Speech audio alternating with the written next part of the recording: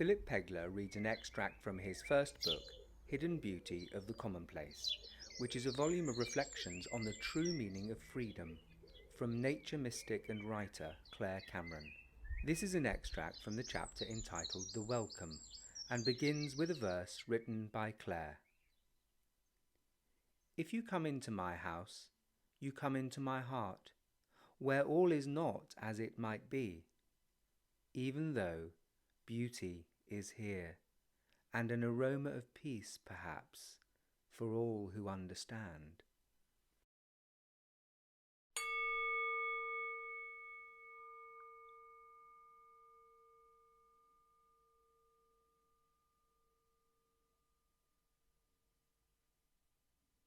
How easy it is to forget, but our life is not fully of our own making, and that we are the product of many influences, a continuation of a past without beginning.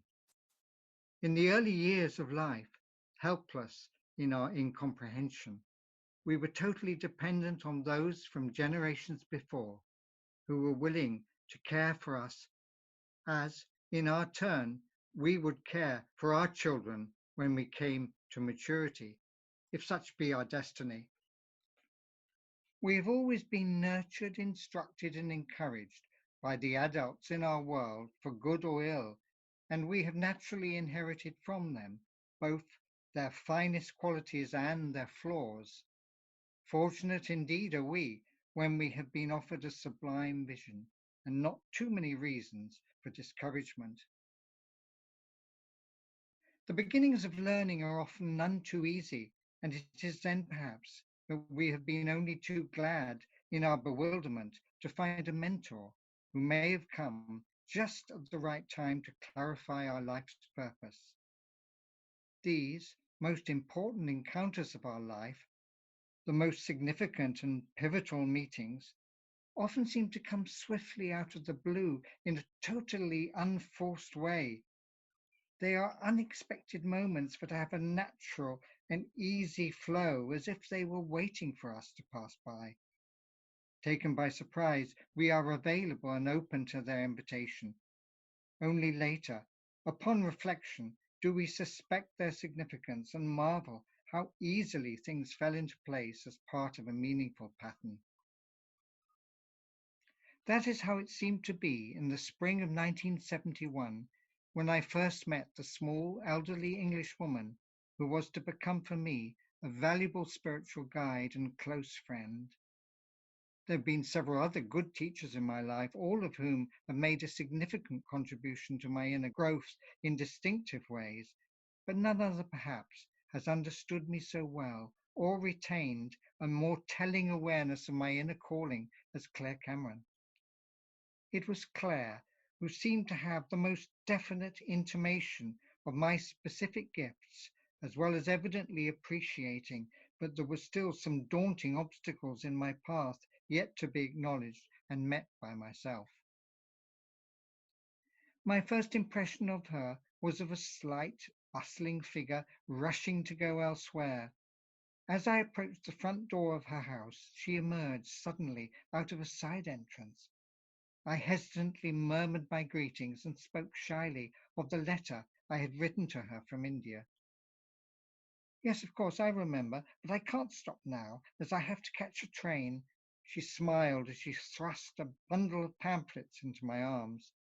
You may find these interesting. Do let me know what you think of them. And before I could collect my thoughts, she was walking quickly away across the lawn and was gone. I was left alone in the extensive wooded garden with its spacious and tranquil air, which would later become so familiar, more than a second home. Her courteous welcome and hurried departure hinted at a very particular aspect of Claire's character. She often liked to present herself as a restless, fugitive gypsy with no place to rest her head, finally, in this ever-changing world. She sometimes seemed like a wise and wizened Taoist sage, accustomed to wandering in nature and only fully at ease in the solitude of the mountains or at large under the open sky.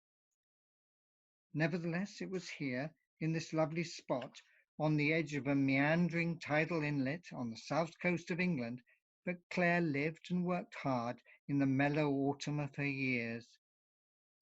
Widowed 25 years previously, she was now dedicated to her task as busy editor of a small but influential spiritual magazine dedicated to esoteric Christian teachings and the exploration of comparative religion. Few indeed were the books on spirituality published in that era, but did not benefit from a discerning yet broadly sympathetic critique in her journal, The Science of Thought Review. And more often than not, the review was written by Clare herself in her distinctive style. It was in her upstairs study overlooking the tranquil garden that she composed her editorials and attended dutifully to her vast and unceasing correspondence from all over the world. So it would have been here too that she received my own letter posted a few months earlier from South India. I had left my job as reporter on a local newspaper the previous year to study Indian spiritual teachings and had ended up staying at a native hermitage in the burning heat of the plains in Tamil Nadu. This was the peaceful ashram at the foot of the sacred mountain Arunachala, which had grown up around the great Indian sage Ramana Maharshi after he first decided to settle in that remote spot, and his devotees followed after him to fulfill his wishes. This famous teacher of Advaita Vedanta philosophy, who had revitalized the ancient spiritual path of self-knowledge through the use of the profound question, who am I, was no longer alive by the time I arrived at Sri Ramanashram, but the extraordinary spiritual atmosphere at his former hermitage remained just as potent as in his lifetime, and this beautiful place deeply impressed most visitors fortunate enough to find themselves there. When once you have alighted and settled at such a special place, it is hardly surprising that you do not feel much inclined to leave. It was during an extended 8-month stay at the ashram that I stumbled upon some copies of the journal of which Clare was the editor. One afternoon I was studying in the library there when I casually picked up a copy of the Science of Thought Review and soon became absorbed in it.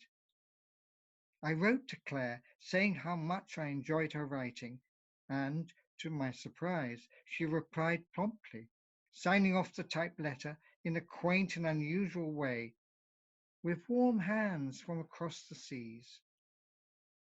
Encouraged by her welcoming tone, I lost little time in going to see her upon my return to England.